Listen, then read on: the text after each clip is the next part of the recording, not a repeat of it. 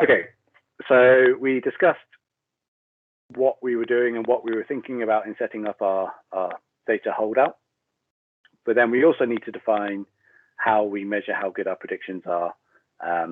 So we'll fit a model to the training data set, and we'll make predictions for the holdout data set.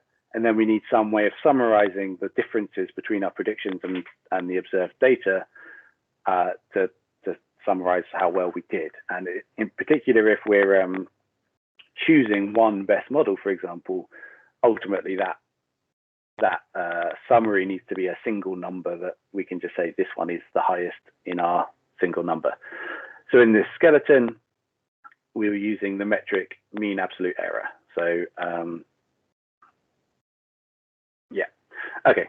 So again, I'll say this quite a few times, but the error metric should match your biological question or whatever field you're in. I guess some people might not quite count as biology or medicine or whatever. The error metric should match the question. So there's some ways that this may or may not be true.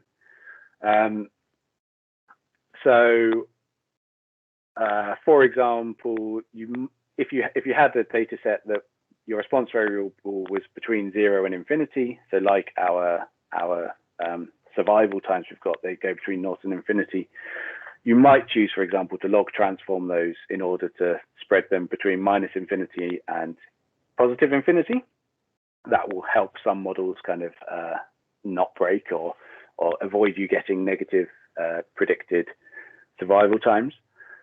But probably that log transform space isn't particularly relevant to your question. So if it's not relevant to your question, then your final metric, you should probably back transform to the natural scale and like your error metric, if it's mean absolute error, for example, should be on the scale that's really of interest.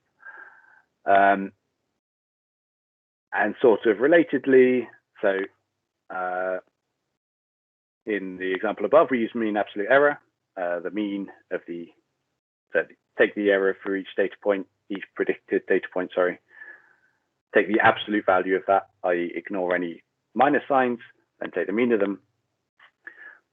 People often use root mean squared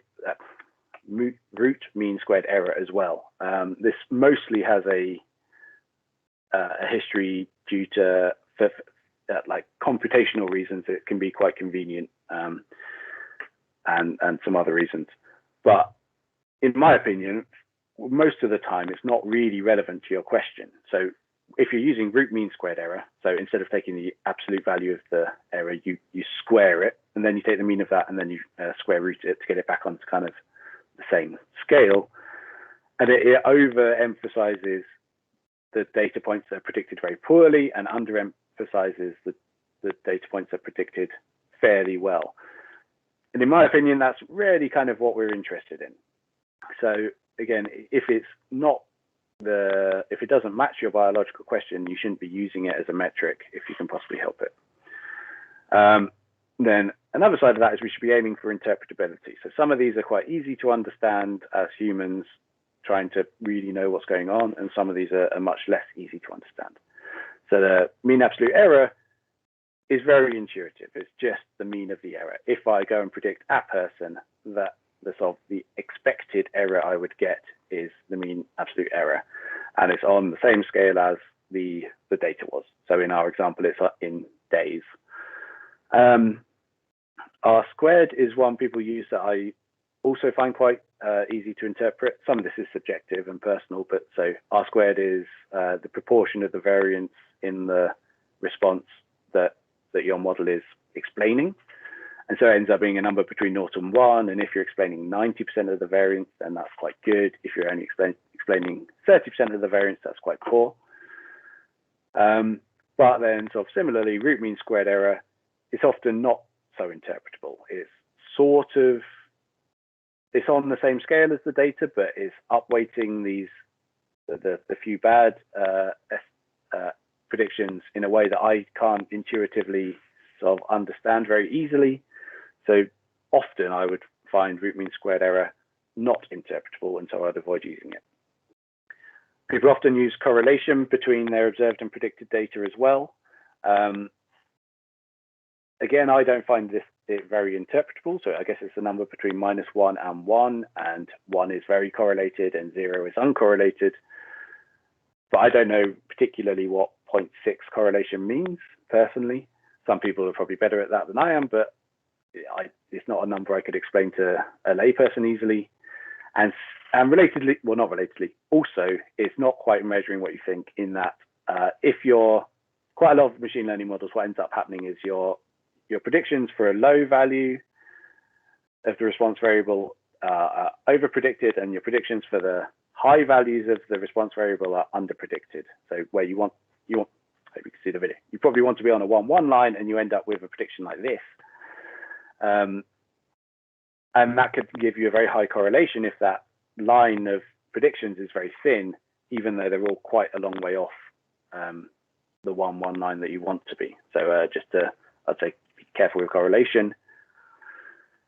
Scatter plots are a fantastic summary of your prediction. It's so common that you look at the mean absolute error and you're like, oh, that sounds reasonable. And you look at R squared and you're like, yeah, that sounds like a reasonable number. And then you look at the scatter plot and it's a mess, and there's weird structures in the scatter plot that you have no idea why they're there. And you go back and you sort of look into these things. So it's not a error metric in the same way that it's not a single number. You can't choose a model based on it in an automatic way, but it is an incredibly useful thing. Okay, so this is just kind of boring code stuff, but for some weird reason, caret doesn't have a function that does the thing that you'd normally want to do, which is plot your out of sample predictions versus your out of sample data. So I've written my own. It's in your script. I'll tell you in a bit, oh, please load that function. But just to say, and also there is a function in caret that looks like it's doing that, but it's not. It's doing the within sample, which is really silly. So just to kind of highlight that. But here's an example. So this is, I think, the scatter plot for the model we've already run. So we've got the observed survival days along the x-axis and the predicted survival days along the y-axis. Broadly, you can see kind of the predictions go around this 1-1 line sort of acceptably well.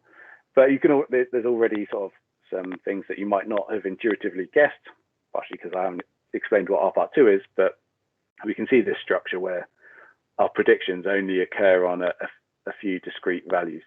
So already we're kind of highlighting how useful scatter plots are, because suddenly you're like, oh, that wouldn't have come up at all in mean absolute error. Maybe this is something I'm worried about or don't want to be in my predictions, for example. But anyway, so scatter plots are incredibly useful for regression.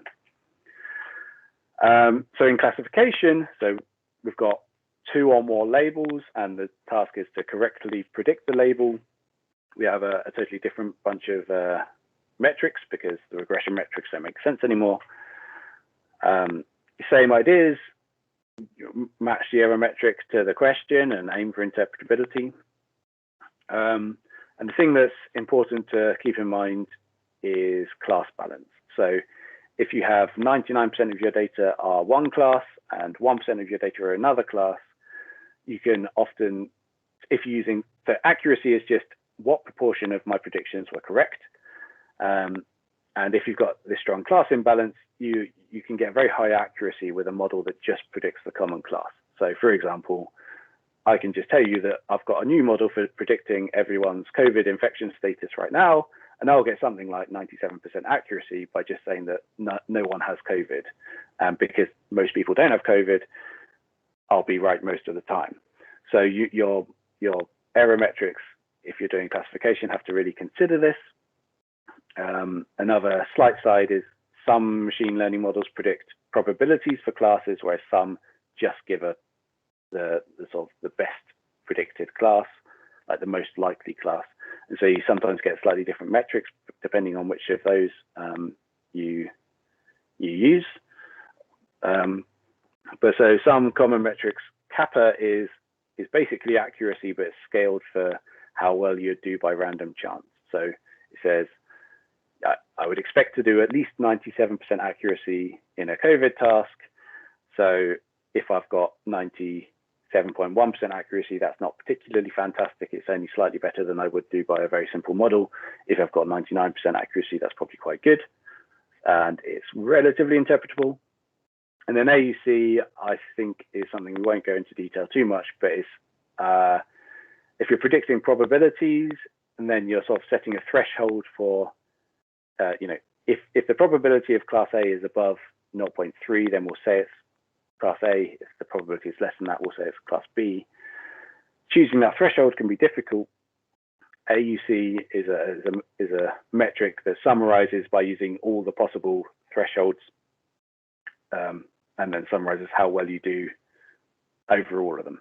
So that again accounts for class balance by saying your threshold for predicting non-COVID would have to be quite high, and then that would sort of balance out things. Again, accuracy doesn't account for this. And then I think relatedly to sort of scatter plots in regression, confusion matrices are these things that are not a metric. You can't directly use them for selecting a model, but they're incredibly useful. And it's the same idea that your accuracy says you're doing quite well, and then you look at your scatter plot and you're like, oh, actually, I'm not doing very well at all, because I'm always a confusion matrix. You'll have, if you've got two classes, you'll have a 2x2 matrix. You'll have like the label on the y-axis, say, so the label was A or was B, and you have the prediction on the columns. The prediction was A and was B, and then each cell will be how many of your predictions are in each of those squares. So it was A and I predicted A, it was B and I predicted B. It was A, but I predicted B, and it was B, but I predicted A. And if that sort of what you often end up with is like so in this COVID case, you'll have everything will be in the kind of the predict no COVID column, and then you'll have a bunch of true negatives, sorry, and very few and no true negatives. Right, that was getting a mess. I'll move on from that. But same idea. Confusion matrices they can tell you things that you wouldn't see from a more single number metric.